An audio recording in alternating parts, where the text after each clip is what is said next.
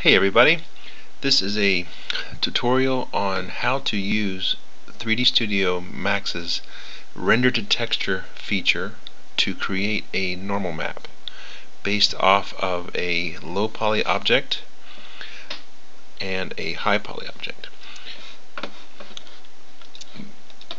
The orange box is an example of a Directx shader using the normal map that's been generated, and we're seeing the results of what we're about to do. These little divots on the top and these little bumps, and we have a couple other pieces of detail on the side as well. This particular FX shader has a few limitations. There is just one light that is part of the shader, so I'm going to move this spotlight so we can see the extra detail, the silly bit of detail I added to the different sides. And now I'll show you how to create something like this.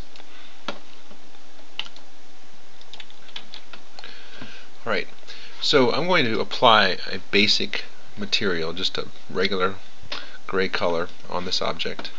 This is the low poly object, and the high poly object is this one. Alt Q to isolate selection, and I did some quick geometry pieces and attached everything together. Just as you can see real quick, some extrusion, moving vertices around. This was a renderable spline. I just grabbed the edges and then created a shape, and from that line, made a renderable spline, added it to this high poly object, and a few more indentations and extrusions, some smaller detail just so we can see how refined we can get. And then on the top, some simple pieces of hemispheres. And one thing that's interesting that can be done is to have detail that is reversed. So, in other words, indentations. These bumps are just the tops of hemispheres. Backspace cull has been turned on for this object under object properties, just so we can see this particular piece here. PZ. And you can see that the normals actually face up in a concave way. Same piece of geometry as this element, it's just that it's been turned and flipped, and this will create a divot or a dent. Kind of an interesting method. And alright, so we're going to use the render to texture feature. Both objects are going to be displayed, so I'll just go back to hit Alt Q again so I can see everything. And with the low poly object selected, I'm going to use the render to texture feature, which is under the rendering menu. Render to texture allows you to select an object, which you'll see in the objects to bake section. Then you'll want to turn on projection mapping, and when you turn on projection mapping, you want to pick the high poly object. Now you can pick multiple objects, or you can attach everything together. What happens is that you get a cage around the low poly object. This tutorial assumes that you have a low poly object already mapped with the UVs already laid out. So if we got rid of that and we were to put an unwrap modifier on here, open UV editor, I've done a very simple and quick layout of the 6 sides of the cube. Just try to maximize the space in this UV area. So that's all that is. So again, we'll pick Actually, I can pick through here. Let's do that. Yep. Add. Okay, let's do that again. So I will pick the high poly object, and a cage is produced. And what I need to do is make sure that the extent of the cage goes beyond the detail that I want to capture. Otherwise, there'll be a miss by the different rays that are cast out from the low poly object. So I will push the cage out enough to capture all that detail. There we go. And that should do it. Alright, so low poly object already mapped. The projection modifier is added once you do it through here, and the high poly object has been selected as the detail to bake into the low poly object. A couple other things that need to be done. The mapping coordinates, use the existing channel versus the automatic unwrap. So definitely want to use what is already there, existing channel.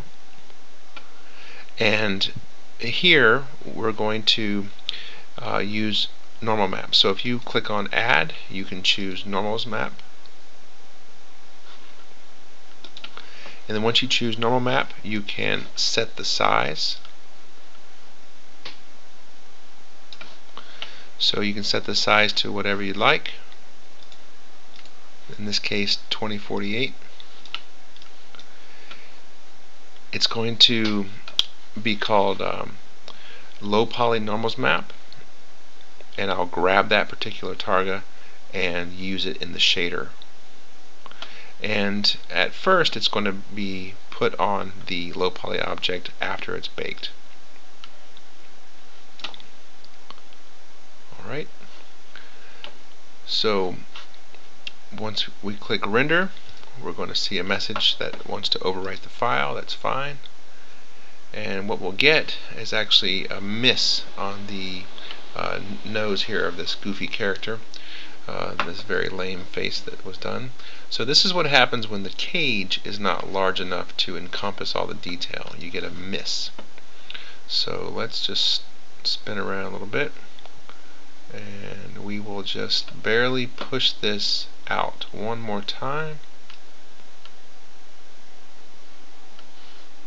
Alright, and we'll render it again, confirm overwriting the file, and that should take care of that. So the bright red color was a ray miss. And now you can already see the bumps and the divots. One thing that this can do sometimes is it will look like anything but a normal map. Normal maps typically look different than this. So I'm going to close this, and here is the normal map that's been generated. So you can see the different values of the normal map. By default, the blue is the background color with no change between the low poly and high poly geometry, but with the small little hemispheres and the ones that were reversed to create divots, we get this pattern. And you can also see the detail in the little zipper type objects that were created. So you can see the limitations of the resolution. So it's very important to make sure that your map space is maximized and that you're using the proper resolution for your map.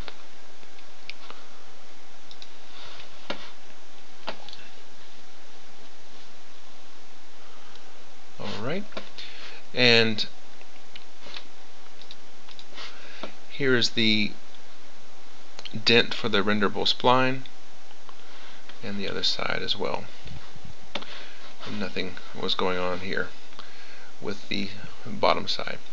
Alright, we'll close that, and now we're going to just get rid of the projection modifier on the low poly object. Click the high poly object and hide it temporarily. close the render to texture dialog, hit C for camera, back out a little bit, Alt Z, Control R lets me arc rotate. I'm going to go to the front here where my light is so I can see more than one side. Now this is important to distinguish between what we're seeing. The render to texture dialog has an option to put this as a diffuse color map. So this is not where we would want a normal map, but temporarily it's there and we're about to replace it. You can kind of see the effect of the normal map, but basically this is just a normal map applied like a color map. That's not what we would want. So I'm going to assign another material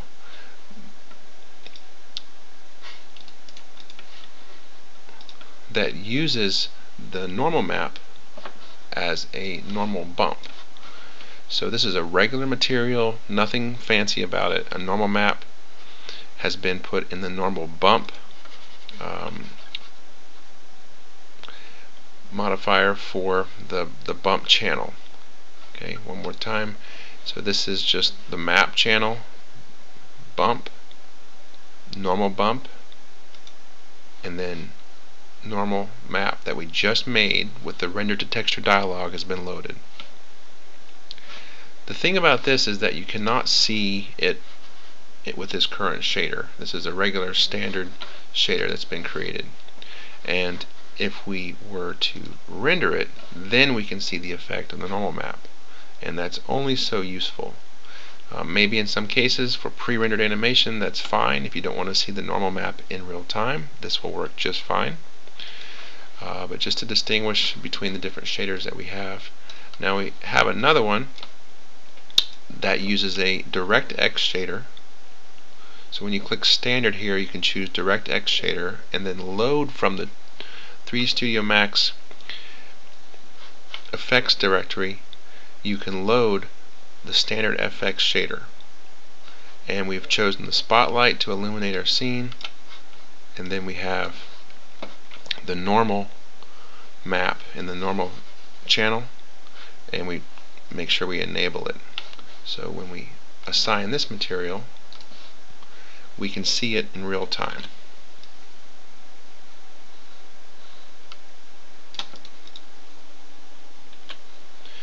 And that concludes the tutorial.